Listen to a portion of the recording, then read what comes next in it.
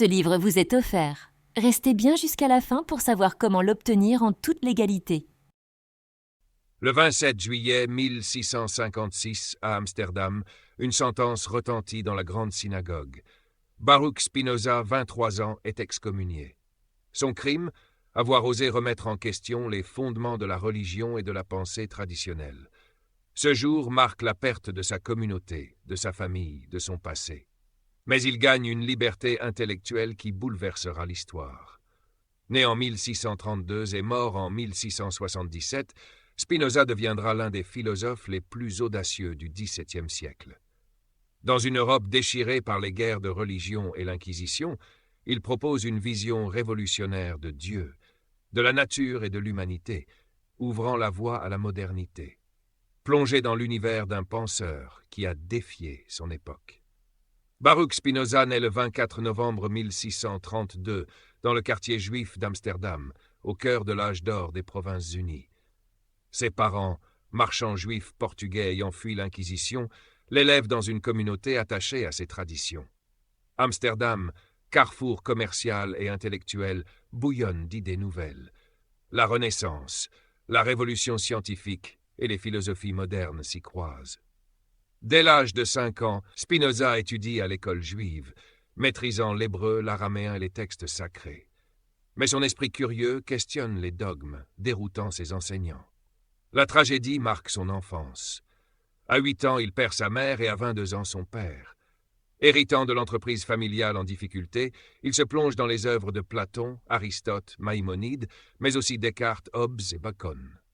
Ses lectures éveillent sa pensée, l'éloignant des interprétations traditionnelles pour embrasser la philosophie moderne.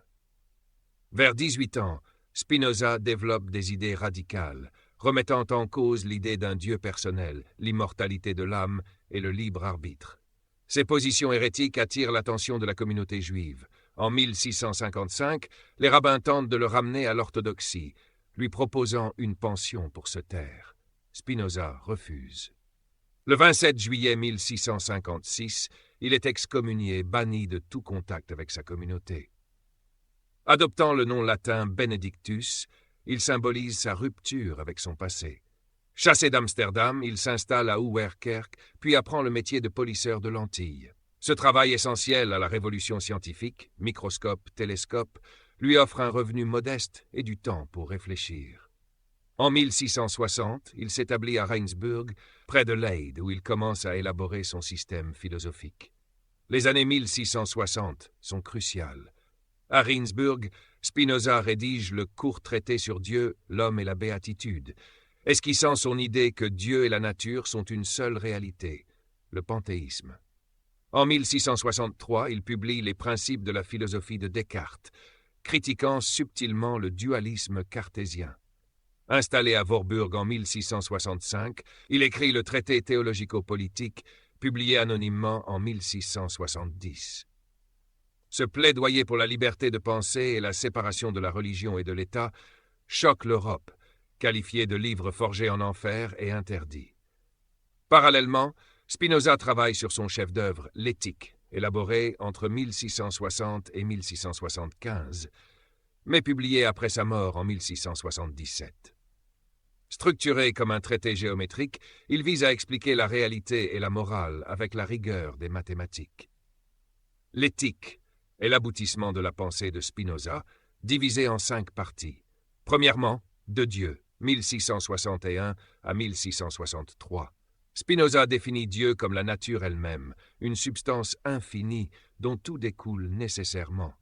Rejetant un Dieu personnel, il affirme que l'univers est régi par des lois immuables, sans libre arbitre ni finalité.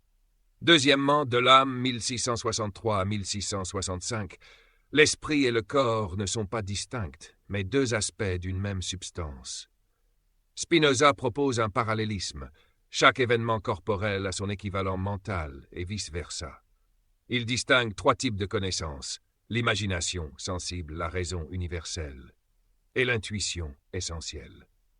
Troisièmement, des émotions 1665 à 1670, les affects, désir, joie, tristesse, sont des phénomènes naturels. L'amour, par exemple, est la joie liée à une cause externe. Comprendre les émotions rationnellement permet de les maîtriser, anticipant la psychologie moderne. Quatrièmement, de la servitude humaine, 1670 à 1673. Les affects nous asservissent si nous les subissons passivement. Le bien est ce qui augmente notre puissance d'agir, le mal ce qui la diminue. La liberté passe par la compréhension des causes de nos actions. Cinquièmement, de la liberté, 1673 à 1675. La vraie liberté consiste à accepter la nécessité de l'univers. L'amor intellectualis Dei, l'amour intellectuel de Dieu ou de la nature, procure la béatitude, une joie suprême née de la compréhension de notre place dans l'univers. Spinoza rejette le libre arbitre, voyant tout comme déterminé par des causes nécessaires. Cette idée, paradoxale, suggère que la liberté naît de la compréhension de cette nécessité, libérant l'homme de la culpabilité et des illusions morales. Dans le traité théologico-politique, Spinoza défend la liberté d'expression et une démocratie où l'État protège la raison, non la foi. Ces idées, visionnaires, préfigurent les démocraties modernes et la séparation de l'Église et de l'État. En 1675, Spinoza achève l'Éthique, mais, craignant les représailles, il ne la publie pas. En 1676, Leibniz, un autre géant philosophique, lui rend visite, témoignant de son influence croissante. Spinoza meurt le 21 février 1677, à 44 ans, probablement d'une maladie pulmonaire aggravée par la poussière de verre inhalée en polissant des lentilles. Son traité politique, inachevé, est publié posthumément. Peu reconnu de son vivant, Spinoza devient une figure majeure des Lumières, influençant Diderot, Voltaire, puis Hegel, Schelling et Nietzsche. En science, Einstein admire sa vision d'un univers déterministe. En psychologie, sa théorie des émotions inspire des approches modernes. Sa vie personnelle reste discrète. Célibataire, il privilégie l'amor intellectualis Dei à l'amour romantique, trouvant dans la solitude une plénitude philosophique. Spinoza, le modeste polisseur de lentilles, a transformé la pensée occidentale. Sa vision d'un univers unifié, sa compréhension des émotions et sa défense de la liberté continuent d'inspirer. Comme il l'écrit dans l'Éthique, toutes les choses excellentes sont aussi difficiles que rares.